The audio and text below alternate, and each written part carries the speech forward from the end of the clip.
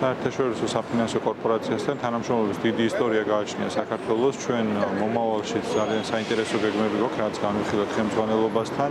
ერთი მიმართულება ეს უკავშირდება მცირე და საშუალო საწარმოების დაკრედიტებას კონკრეტული პრიორიტეტული მიმართულებებით, რომელიც განხორციელდება საქართველოში არსებული ბანკების მიერ, მაგრამ საერთაშორისო საფინანსო კორპორაციის დაფინანსებით. მეორე მიმართულება არის უკვე პრიორიტეტული პროექტები და პრიორიტეტული სექტორები, უფრო მსხვილი პროექტები, რომელიც პირდაპირ საერთაშორისო საფინანსო კორპორაციის მხრიდან დაფინანსდება. აქ საუბარია კერძო სექტორის დაფინანსებაზე და არასაჯარო სექტორის დაფინანსებაზე.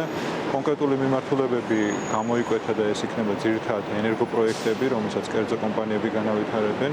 ძირითადად ეს იქნება ასევე განახლებული ენერგეტიკული პროექტების მიმართულებით.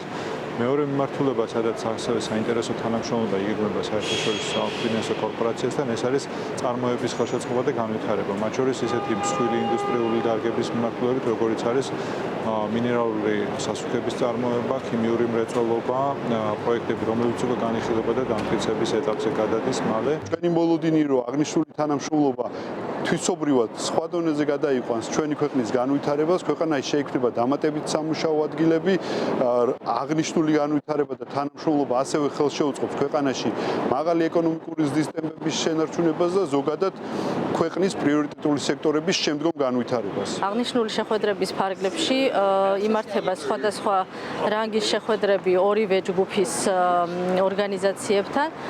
მათ შორის დღეს შევხვდით საერთაშორისო საფინანსო კორპორაციის, მსოფლიო ბანკის ჯგუფის AFC-ის ხელმძღვანელობას ჩვენი რეგიონის მიმართულებით და ვისაუბრეთ იმ პროექტებზე, რომელსაც მსოფლიო ბანკის ჯგუფი აფინანსებს საქართველოს კერძო სექტორთან მიმართებაში.